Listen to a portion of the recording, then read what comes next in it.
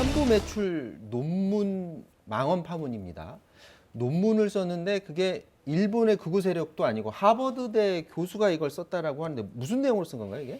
그러니까 램지어 하버드대 교수라는 사람이 쓰는 논문인데요. 조선인과 일본인 위안부는 모두 공인된 매춘부다 이렇게 표현을 했고요. 매춘을 강요받은 성노예는 아니다 이렇게 주장을 했습니다. 근데 이런 주장을 한 배경은 일종의 게임 이론으로 지금 설명을 하고 있는데요. 서로 윈윈한 것이다 이렇게 얘기를 하고 있습니다. 예를 들면 일본 내무성에서 매춘부를 상대로 위안부를 모집을 한 것이고, 그리고 자발적인 의사로 계약을 맺었고 상당히 높은 보수를 줬다. 그리고 계약을 맺은 기간이 끝나면 다시 조선으로 자발적으로 돌아갈 수 있도록 조치를 해줬다. 이렇게 주장한 내용이 이 논문에 담겨 있습니다. 이게 이미 다 확인된 사실로 알고 있는데 우리나라뿐만이 아니라 뭐 중국도 그렇고 동남아도 그렇고 피해자들 증언들이 지금 많이 나오고 있는 상황인데 이런 학계에서는 이게 확실하게 인정된 게 아닌가요? 왜 이런 논문이 나오죠? 그러니까 끊임없이 새로운 주장들을 하는 거예요. 그러니까 시간이 지나면 역사적 사실도 또 다시 이제 새로운 주장들이 나오는 거랑 비슷한 건데요. 가장 비근한 예로 제가 말씀드리면은 1993년도 고노 요에이 관방장관이 고노 다마를 발표하잖아요. 네. 고노 다마 발표한 것을 보면 2년 정도 우리가 조사를 했다. 그래서 장기간 광범위한 지역에 위안소를 설치하고 운영을 했다. 이 일본 정부가 공식적으로 인정한 겁니다.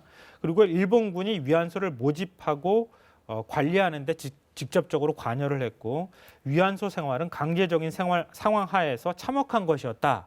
이러면서 일본 정부 차원에서 공식 사과를 했거든요. 네. 일본 정부도 인정한 거를 지금 한 학자가 뒤집어 엎으려고 하는 것이다. 이 국제사회에서도 받아들이기 어려운 주장이다. 이렇게 봐야겠습니다. 근데 이 교수에 우리는 주목할 수밖에 없어요. 램지어 교수.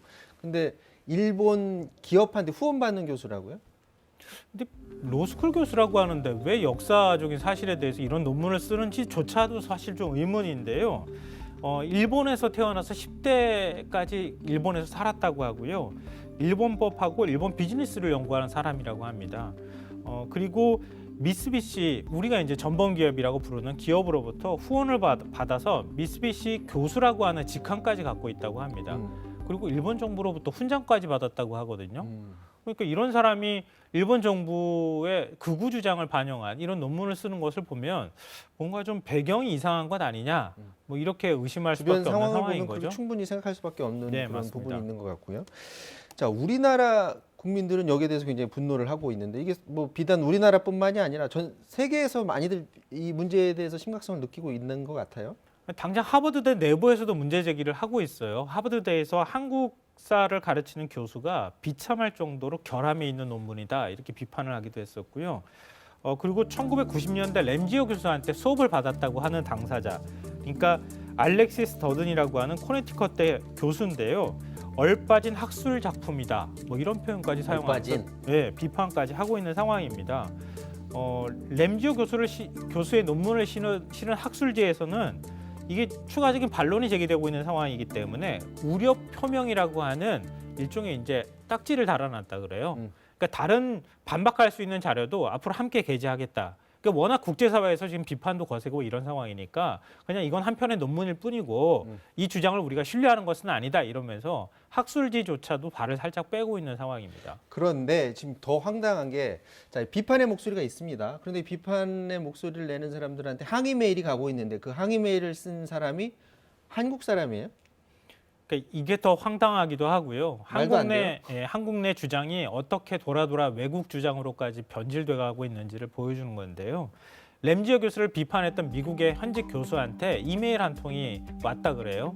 그러니까 이메일을 보니까 한국의 극우 성향 매체죠. 미디어워치 대표 명의로 이메일이 작성이 된 것으로 나와 있고요. 네. 램지어 교수의 학문적 양심은 보호받아야 한다. 그리고 당신의 개입은 이성적인 토론을 방해할 뿐이다. 이렇게 적혀 있었다고 합니다. 그리고 거기에 공동으로 이름을 올린 사람들이 있는데 한국에서 이른바 극우 성향, 일제 식민지 근대 역사, 그러니까 식민사관의 사관을 주장했던 사람들의 실명까지 거기에 다 적혀 있었다고 하는데요. 그거는 제가 검증할 수 없으니까 그 사람들 이름은 제가 밝히지 않겠습니다.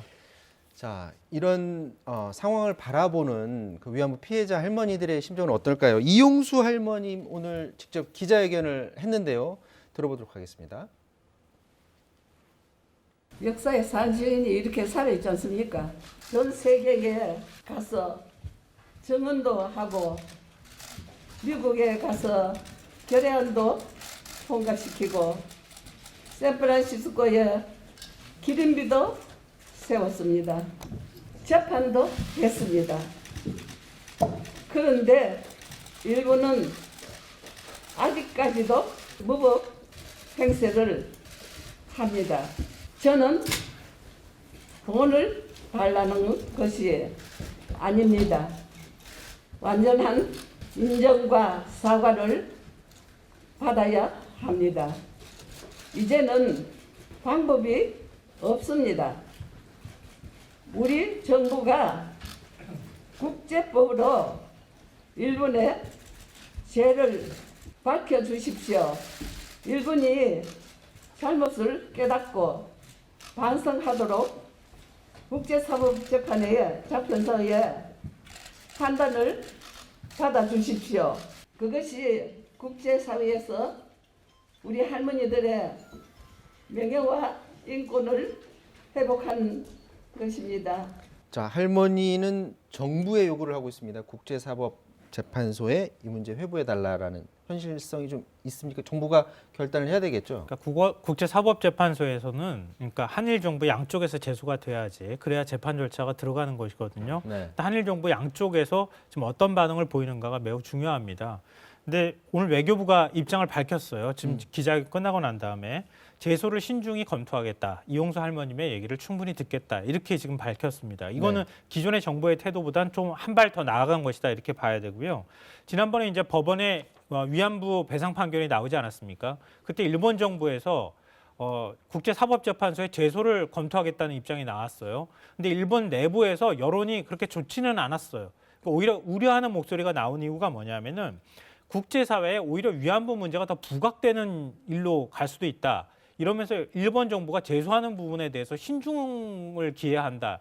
이런 얘기가 일본 내부에서조차 나오는 상황이기도 합니다. 네. 그러니까 만약에 국제사법재판소로 한일 정부가 가자 이렇게 했을 경우에는 우리한테 그렇게 크게 불리한 상황은 아닐 수도 있겠다. 이런 생각이 듭니다. 그 논문 파문을 보면서 드는 생각이 이게 비단 이번 한 번으로 끝날 것 같지 않은 게 저렇게 기업 후원 받는 업체들이든 교수든 굉장히 많을 거 아니에요? 계속 반복될 수밖에 없을 것 같아요. 그러면.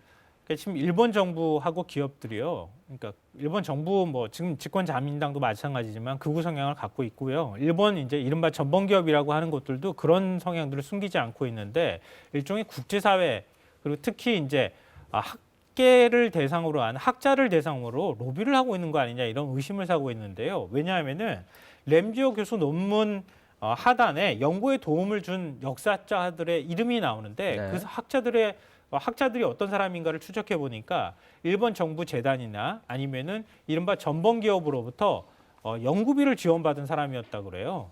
그러니까 그걸 보니까 일종의 일본 정부의 주장을 뒷받침해 줄 만한 학자들을 한테 연구비를 줘서 계속 관련돼 있는 논문을 생산하려고 하는 것 아니냐 이런 의심을 지금 사고 있는 상황입니다. 자, 앞서 우리 정부가 국제사법재판소에 넘길지 신중히 검토하겠다고 말했다고 합니다. 근데 이게 검토만 해서 끝날 게 아닌 게 지금 정부가 직시해야 될 문제는 우리 피해자 할머니 분들이 하나둘 사망하고 계시다는 점, 이 부분도 유념을 해야 될 것 같습니다. 자, 여기까지 하도록 하겠습니다. 지금까지 김성환 시사평론가였습니다. 고맙습니다. 네, 사사건건 마치겠습니다. 내일 다시 뵙겠습니다. 고맙습니다.